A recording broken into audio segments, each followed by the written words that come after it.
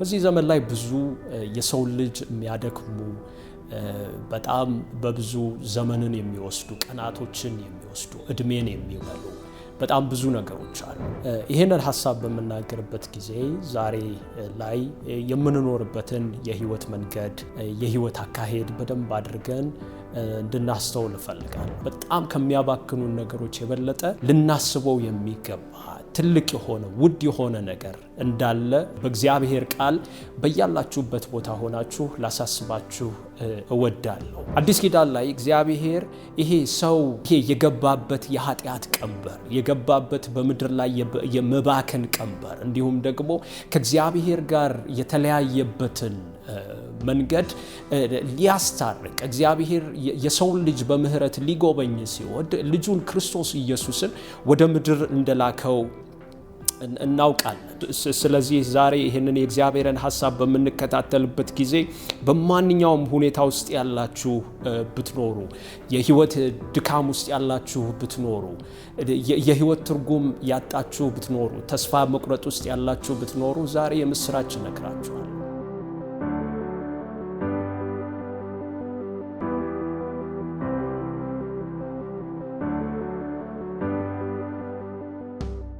ሰላም ጤና ይስጥልኝ። ጋቸና ጥሩነህ ባላለው በአሜሪካን ሀገር በአትላንታ ወንጌላዊት ቤተክርስቲያን መካነ ኢየሱስ አገልጋይ ነኝ። ዛሬ በግሬስ ክርስቲያን ሚዲያ ተገኝቼ የእግዚአብሔርን ቃልና ሐሳብ ለመናገር እድል በማግኘቴ በጣም አመሰግናለሁ። የግሬስ ክርስቲያን ሚዲያ ተከታታዮች ዛሬ ከእግዚአብሔር ቃል በተለያዩ ስፍራዎች እያነሳን ስንነጋገር በደንብ ያዳመጣችሁኝ የእግዚአብሔር ሐሳብ ለህይወታችሁ የሚሆነውን መልካም ነገር እንድትካፈሉ ጋብዛችኋለሁ። በመጽሐፍ ቅዱስ ላይ በብሉይ ኪዳን ከሚገኙ መጽሐፍቶች መካከል መጽሐፈ መክብብ አንዱ ነው እና በዛ ስፍራ ላይ ጠቢቡ ሰለሞን የተለያዩ የእግዚአብሔር ሐሳቦችን ያነሳል። እንደሚታወቀው ጠቢቡ ሰለሞን በምድር ላይ በነበረበት ጊዜ ከንግስና ንግስና ከሀብት ሀብት ከጥበብ ጥበብ አሉ የሚባሉ የከፍታ ደረጃዎችን ሁሉ በምድር ላይ ያገኘ ሰው ነው። ነገር ግን በመጽሐፈ መክብብ ከምዕራፍ 1 ጀምሮ ስንመለከት በቁጥር 2 ላይ በተለይ ሰባኪው ከንቱ ከንቱ ከንቱ የከንቱ ከንቱ ሁሉ ከንቱ ነው ይላል እያለ በመጽሐፍ ቅዱሳችን ላይ ይናገራል።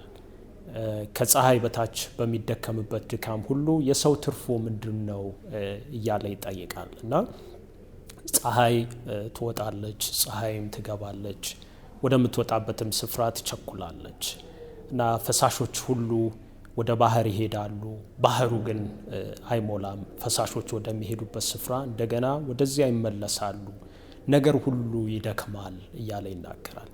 ሰው ይናገረው ዘንድ አይችልም፣ ዓይን ከማየት አይጠግብም፣ ጆሮም ከመስማት አይሞላም እያለ ይናገራል እና ይህንን ሐሳብ በምናገርበት ጊዜ ዛሬ ላይ የምንኖርበትን የህይወት መንገድ የህይወት አካሄድ በደንብ አድርገን እንድናስተውል እፈልጋለሁ። በዚህ ክፍል ላይ ስናይ ነገሮች ሁሉ ከንቱ ናቸው፣ እርባና ቢስ ናቸው ብሎ ብቻ ነገሮችን የነገሮችን ከንቱነት ተናግሮ ብቻ አያበቃም። የክፍሉ ወይንም ደግሞ የመጽሐፉ መጨረሻ ምዕራፍ ላይ በምዕራፍ 12 ላይ የጭንቀት ቀን ሳይመጣ በጉብዝና ወራት ፈጣሪህን አስብ የሚል ነገር ሲያነሳ እናያለን። ደስ የማያሰኙ ዓመታቶች በስተመጨረሻ ላይ ያሉ ዓመታቶች ሳይመጡብህ፣ ፀሐይና ብርሃን ጨረቃና ከዋክብትም ሳይጨልሙ፣ ደመናትም ከዝናብ በኋላ ሳይመለሱ በጉብዝና ወራት ፈጣሪህን አስብ። ወረድ ብሎ አፈርም ወደ ነበረበት ምድር ሳይመለስ ነፍስም ወደ ሰጠው ወደ እግዚአብሔር ሳይመለስ ፈጣሪህን አስብ እያለ እግዚአብሔርን የማሰብን ታላቅነት መልካምነት እየተናገረ ነው የመጽሐፉን ሐሳብ የሚደመድመው። በዚህ ዘመን ላይ ብዙ የሰው ልጅ የሚያደክሙ በጣም በብዙ ዘመንን የሚወስዱ ቀናቶችን የሚወስዱ እድሜን የሚበሉ በጣም ብዙ ነገሮች አሉ። ስራ መስራት መልካም ነው፣ ለህይወት መሮጥ መልካም ነው፣ በብዙ ነገር መድከም መልካም ሊሆን ይችላል። ዛሬ ልናገር የምፈልገው ነገር ግን በምድር ላይ ካለን በዘመናችን ላይ ካለን ከሚያደክሙንና እድሜዎቻችንን ከሚበሉ ነገሮች ቀናቶቻችንን ከሚበሉ ነገሮች በጣም ከሚያባክኑን ነገሮች የበለጠ ልናስበው የሚገባ ትልቅ የሆነ ውድ የሆነ ነገር እንዳለ በእግዚአብሔር ቃል በያላችሁበት ቦታ ሆናችሁ ላሳስባችሁ እወዳለሁ። በአዲስ ኪዳን ላይ መጽሐፍ ቅዱስ በሚናገርበት ጊዜ ምናልባት ይህንን ነገር እግዚአብሔርን ማሰብ ምንድነው ብሎ ምናልባት ይህንን ሐሳብ በምንነጋገርበት ጊዜ በተለያየ ቦታ ላይ ሆናችሁ የምትጠይቁ ሰዎች ልትኖሩ ትችላላችሁ። በአዲስ ኪዳን ላይ የዮሐንስ ወንጌል ምዕራፍ 3 ቁጥር 16 ላይ ክርስቶስን ስለማመን ይናገራል። ወደ ብሉይ ኪዳን ወደ ኋላ ሄደን ዘፍጥረት ላይ በምንመለከትበት ጊዜ አዳምና ሔዋን ኃጢአትን ባደረጉ ጊዜ እግዚአብሔር በማንነቱ ከኃጢአት ጋር መኖር ስለማይችል መጽሐፍ ቅዱስ ሲናገር ኃጢአት የሰው ልጅ ለመጀመሪያ ጊዜ ባደረገበት ጊዜ በእግዚአብሔርና በሰው ልጆች መካከል ልዩነትን የምታደርግ የምትገለባበጥን ኪሩብ አደረገ ይላል እና አዳምና ሔዋን ከኤደን ገነት እንደተባረሩ መጽሐፍ ቅዱስ ላይ እናያለን። ዘፍጥረት ላይ አዲስ ኪዳን ላይ እግዚአብሔር ይሄ ሰው የተባረረበት ይሄ የገባበት የኃጢአት ቀንበር የገባበት በምድር ላይ የመባከን ቀንበር እንዲሁም ደግሞ ከእግዚአብሔር ጋር የተለያየበትን መንገድ ሊያስታርቅ እግዚአብሔር የሰው ልጅ በምህረት ሊጎበኝ ሲወድ ልጁን ክርስቶስ ኢየሱስን ወደ ምድር እንደላከው እናውቃለን እና በዮሐንስ ወንጌል ምዕራፍ 3:16 ላይ በእርሱ የሚያምን ሁሉ የዘላለም ሕይወት እንዲኖረው እንጂ እንዳይጠፋ እግዚአብሔር አንድያ ልጁን እስኪሰጥ ድረስ ዓለሙን እንዲሁ ወዷልና እያለ ይናገራል እና ሰው የዘላለም ሕይወት እንዲኖረው እንጂ እንዳይጠፋ እግዚአብሔር አንድያ ልጁን ሰጠ ይላልና ልጁን ክርስቶስ ኢየሱስን ለኛ የምህረት ስጦታ አድርጎ ሰጥቶናል። ፈጣሪን አስብ ሲል ይሄንን የተዋጀንበትን እግዚአብሔር ለምህረት የሰጠንን ስጦታ በአዲስ ኪዳን ላይ እንደምንኖር ሰዎች ማሰብ መረዳት መልካም ነው ብዬ አስባለሁ። ስለዚህ ዛሬ ይህንን የእግዚአብሔርን ሐሳብ በምንከታተልበት ጊዜ በማንኛውም ሁኔታ ውስጥ ያላችሁ ብትኖሩ የህይወት ድካም ውስጥ ያላችሁ ብትኖሩ የህይወት ትርጉም ያጣችሁ ብትኖሩ ተስፋ መቁረጥ ውስጥ ያላችሁ ብትኖሩ ዛሬ የምስራች ነግራችኋለሁ። በአንደኛ ጴጥሮስ ላይ ሲናገር እንደሚል እንደዚሁ ከአባቶቻችሁ እንደወረሳችሁት እንደሚያልፍ እንደ ብርና እንደ ወርቅ አይደለም ነገር ግን መተኪያ በሌለው በልጁ ደም እንደተዋጃችሁ ታውቃላችሁ እያለ ይናገራል።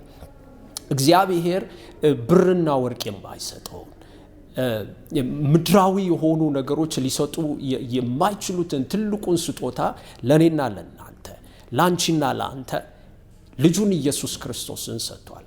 ያ ደግሞ በገንዘብ የሚመጣ አይደለም። ዛሬ ላይ በመናባክናቸው ዘመናችንን በሚበሉ ነገሮች ትርጉም አላቸው ብለን በመናስባቸው ነገሮች ሊገኝ የሚችል ነገር አይደለም።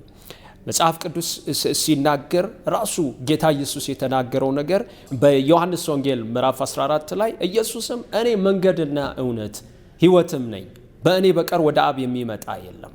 ቀደም እንደተናገርኩት ሰው ከወጣበት ከተባረረበት ሰው ከገባበት የዘላለም ጨለማ እረፍት ካጣበት የዓለም መንገድ ውስጥ እንዲድን ጌታ ኢየሱስ ሲናገር መንገድና እውነት ሕይወትም ነኝ አለ እና በእኔ በቀር ደግሞ ወደ አብ የሚመጣ የለም እያለ ይናገራል።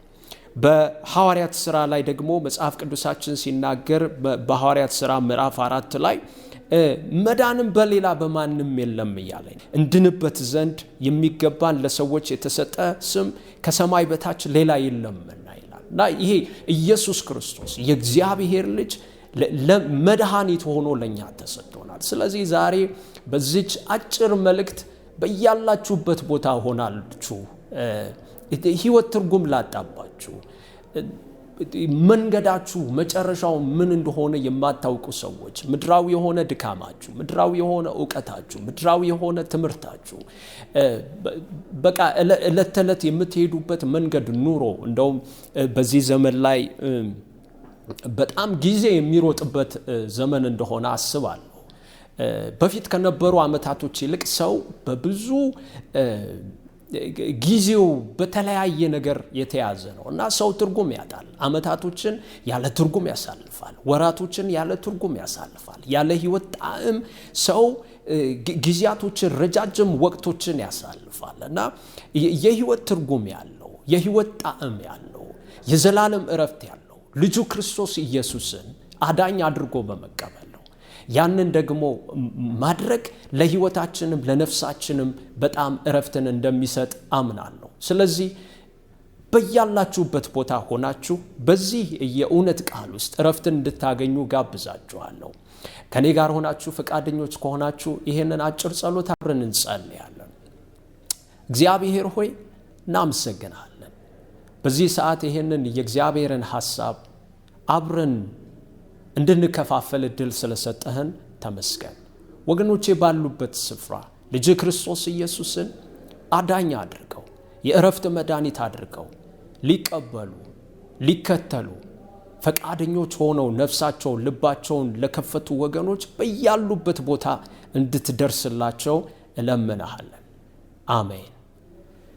በዚህ ሰዓት እንዴት ነው ክርስቶስ ኢየሱስን የግል አዳኜ አድርጌ የምቀበለው እንዴት ነው የምትሉ ካላችሁ ቀላል ነው።